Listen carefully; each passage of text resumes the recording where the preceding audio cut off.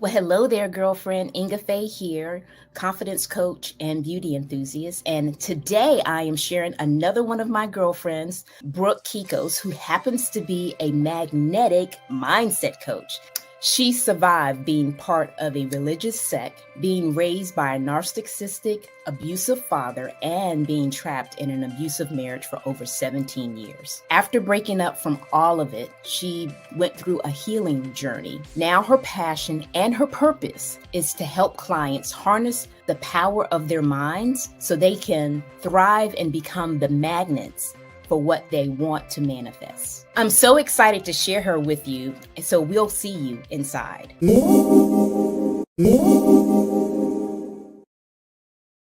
there, Brooke. What's going on, girlfriend? Hello, it's so good to see you. I'm so excited to be here. Thank you for having me. Oh, you're so welcome. So we want to know a little bit more about you, girlfriend. Tell us who you are, who you serve, and how you serve them. And obviously, as you said, you introduced me. I'm a magnetic mindset coach. I'm also a clinical hypnotherapist. I specialize in the RTT method that's actually by Marissa Peer. And it develops cognitive behavioral therapy as well as neuro-linguistic programming and hypnotherapy. So it really is so powerful because it is helping people understand what is going on subconsciously. And that is really our powerhouse of our minds. And so it really helps us move forward in a different way and remove the things that are not serving us anymore in our day-to-day life. And that can be anything from depression to anxiety to addiction to fears and phobias. Wow. So what was your background before you got started as a magnetic mindset coach? So I actually completely switched gears. I was an esthetician, a medical esthetician, and I worked in medical spas and day spas and all of these type of wonderful, amazing spaces. But I realized I had kind of already been the life coach. People were laying on my bed and they were listening to, what I had to say about life. And they were asking me questions and, dumping things onto me. And really, I was trying to help them with their problems already. And it's kind of funny because I'm like, I've been doing this all along. I just wasn't getting paid for it. I was just actually taking care of their outer appearance and not their inner world, right? And so that's when I switched, when I realized I had so much to heal from myself because of so much trauma and so much wounding. I realized it's time for me to completely switch careers and actually start helping people through a journey that they may be on. And I know how to help guide them. Wow. Okay. That's great. I mean, I know I've done a career change as well. I used to be a mechanical engineer and now beauty enthusiast and confidence coach. So yeah, the second career is all the rage, right? Indeed. So tell us a little bit about the difference between the conscious mind and the subconscious mind. So I know for me, before I was in this space and started healing, I didn't even realize the difference between the brain, right? I just knew it worked for me. The subconscious mind is really what I talk about is our powerhouse. It's 95% more powerful than our conscious mind. It holds everything. It's like a massive computer of storage of every memory, every imprint, everything that ever happened to us since birth. And so if we think about that, it has everything there.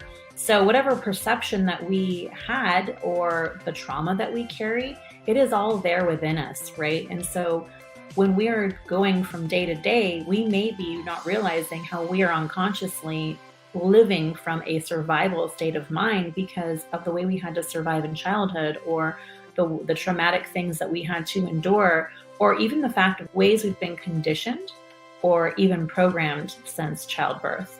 So the conscious mind is actually our thinking mind, right? It's actually the one that we're wanting to create from because we're able to actually be co-creators of our own life. But if we have these subconscious programs running, we're not realizing that perhaps that's what's keeping us stuck and limited because that is our autopilot mode.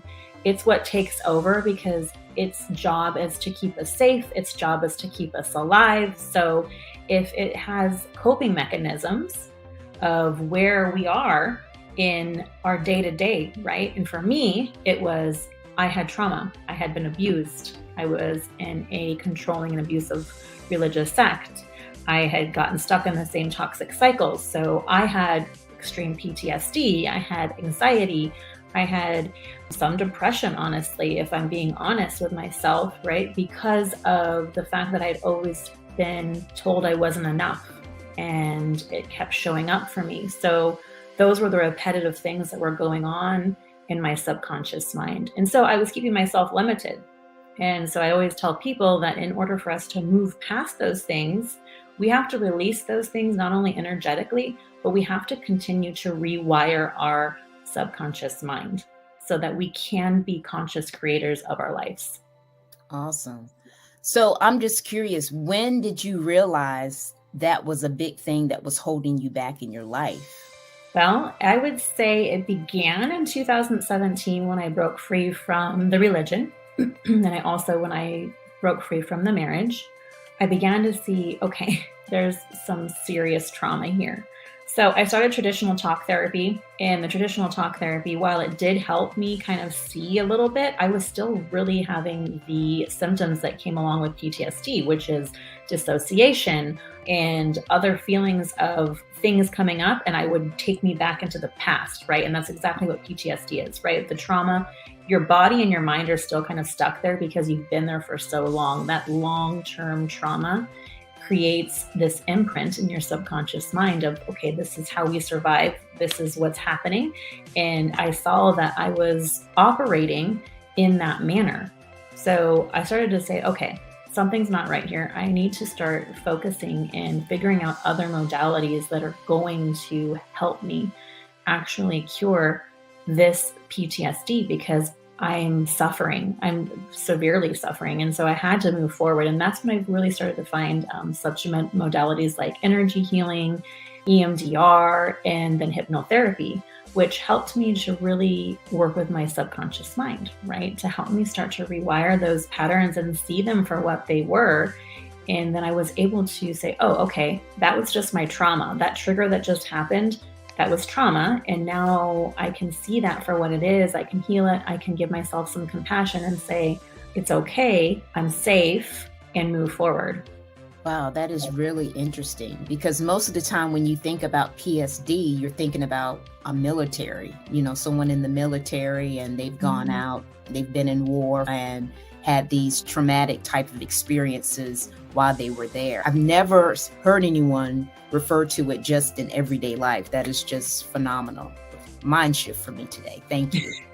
You're welcome. Thank you. It is like, that's the way I thought of it too, to be honest.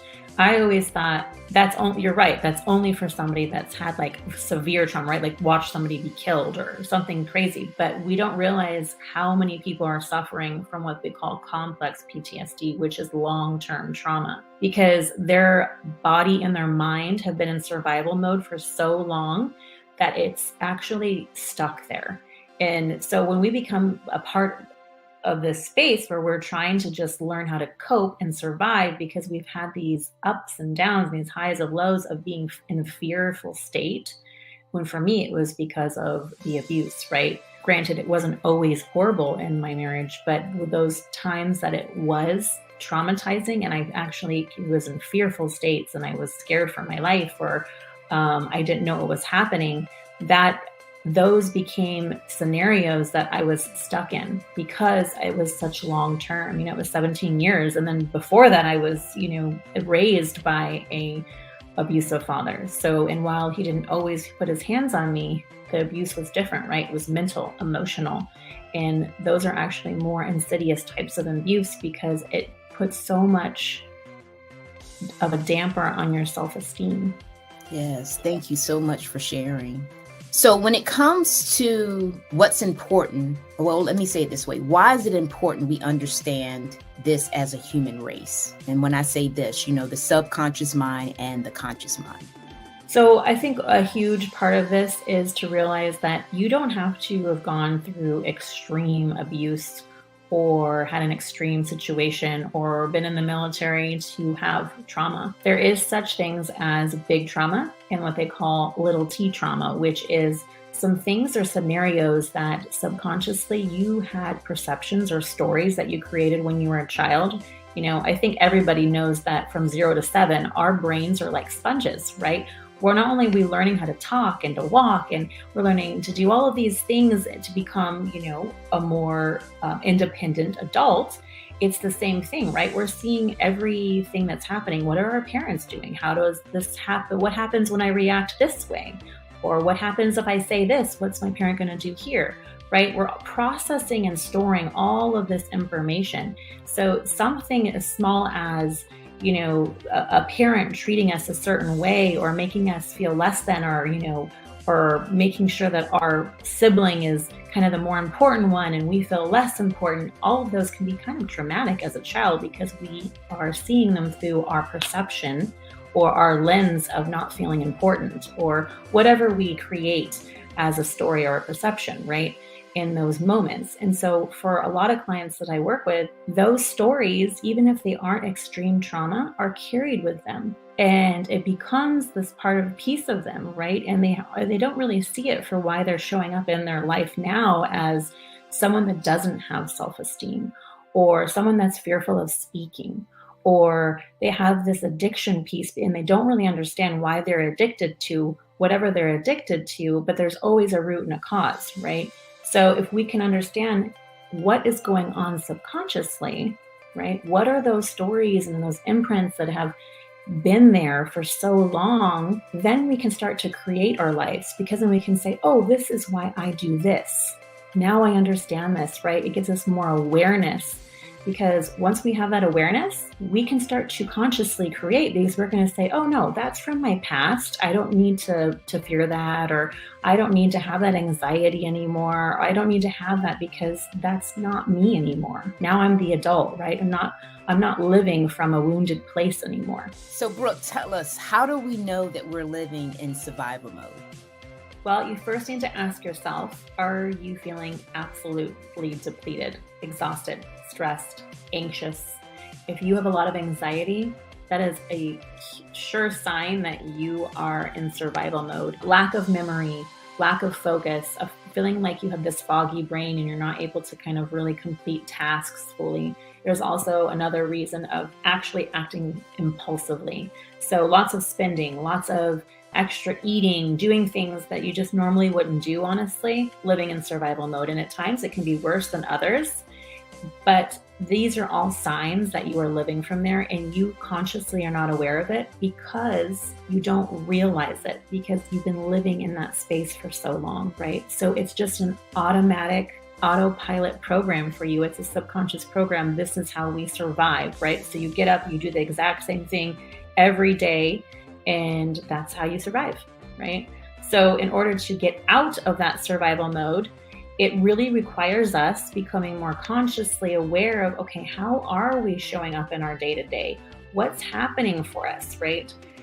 Listening to our bodies, right? Slowing down. That's the biggest thing that I teach my own personal clients is, okay, how are you slowing down in life, right? We go 1,000 miles per hour, and then we question why we're so anxious, because we are not slowing down to relax, right? We're not actually doing conscious breathing even, right? We're not even realizing that we're not listening to what our bodies are needing.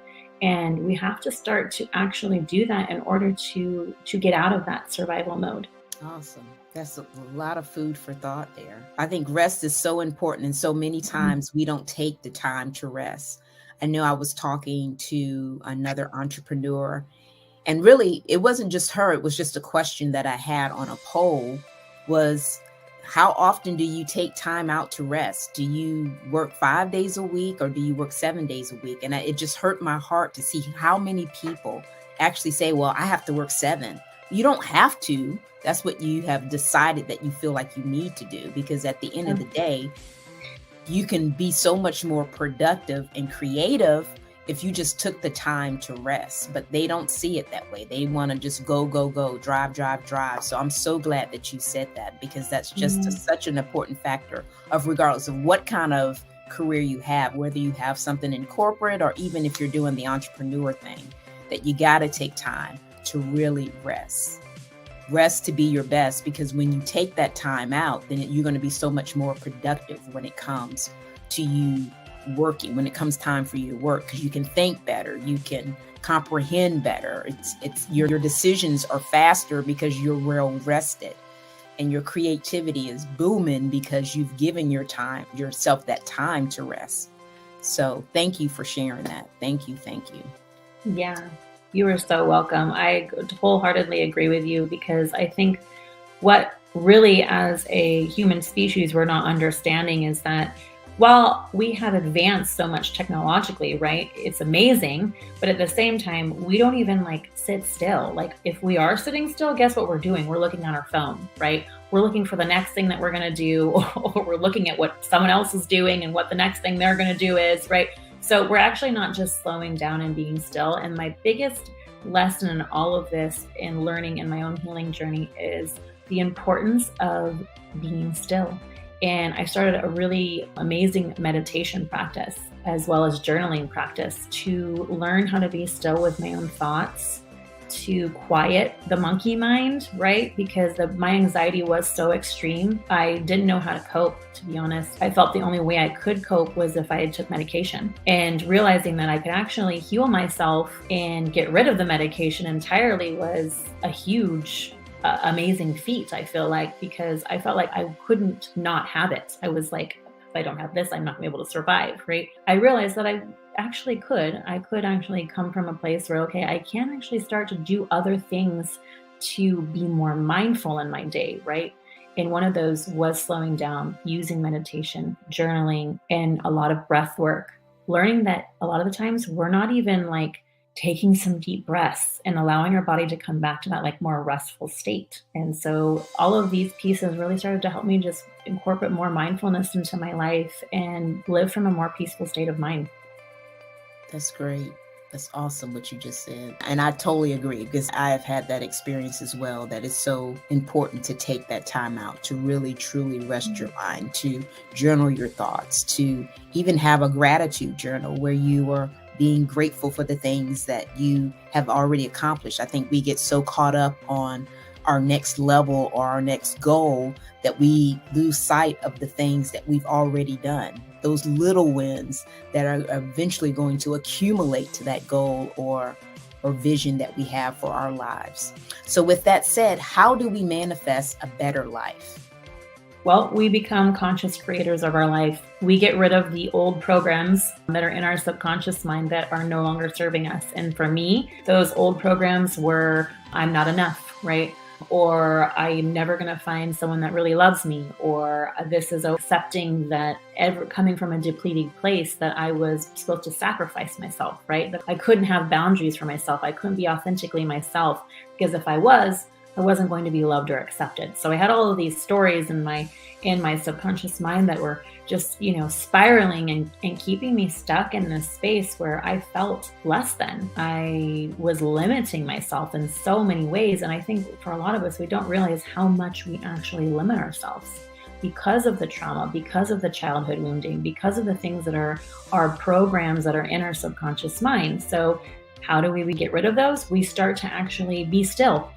We be quiet, right? We kind of see and gain more higher awareness to the things that we possibly are doing, right? We get help. And perhaps that is like saying, okay, I don't want to live like this anymore. I'm tired of this. What do I do? And actually being open to looking into getting the help, right?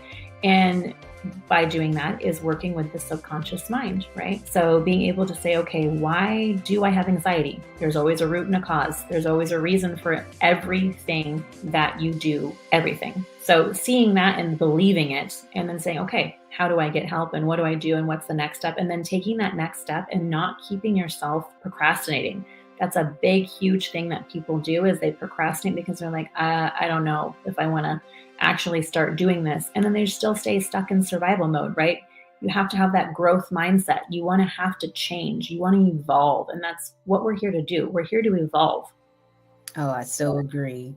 I often call those old programs that you were talking about clearing the cache. I know you had initially said that our subconscious mind is like a computer. Mm-hmm. That it has all of our old data from our childhood, life experiences, maybe even mistakes that we've made that we've held on to for whatever reason, that interact with the way we are living our lives. It projects how we actually walk it out and how important it is to clear that cache, those old programs, similar to a computer.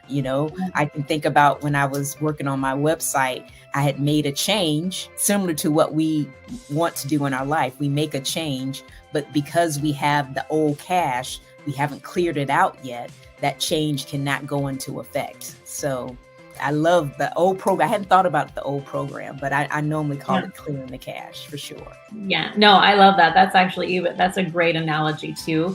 I do always talk about how it is a computer, right? Because it's like our subconscious mind has the input, the output, it stores all of the data. It has the biggest memory, right? It has literally everything that we do with a computer. But think of our conscious mind as what we're doing in our everyday life. How are we going to be the creator? Just like what we use our computers every day, right? How we create on our computers and what we do on our computers, it's the same thing, right? We have the ability to put the programs in that we want to in our subconscious mind and get rid of the ones that we don't need anymore, that are unwanted. And like you said earlier, we just have to take the action to make those changes and go from a fixed mindset to a growth mindset, if that's where we are. It's so important to take the action. So important. So before we finish today, I would love to know if you had any final thoughts that you want to share with my tribe. So I always tell everybody, if you heal your mind, you change your life, because it's 1000% true. And when we start to see that, each and every one of us, and we start to believe that, and then we start to say, okay, yeah, maybe there is something more here, and be curious to find out the more. That's when we take the action, and that's when we actually begin to manifest our best life here now. Awesome. So I wanted to share your website. That way, if anyone wanted to get in contact with you to work on their mind, this is your website. Go ahead and give us a little background about the website. Yeah, this is my website. I also, on there, you can book a complimentary intuitive coaching session where we kind of just get to know each other and see if we are a good fit, and how I can help you rewire your mind and see what's going on subconsciously to understand a little bit more of a deeper meaning for you as well, and to explain the process. So I would love to meet with anyone and everyone, honestly, because I feel like the more awareness that we have about this, the more we're able to help other people, and also be able to create our own lives. And honestly, I feel like if we did this for each and every one of us, we would have a different outcome right now in our world. Totally agree. So you guys, if you are interested in finding out more about Brooke, go to her website, schedule a call to see if you all are a great fit. And if you are, I'm sure she'd be happy to work with you. This could be the change that you're looking for. So as always, thanks for watching, and bye for now.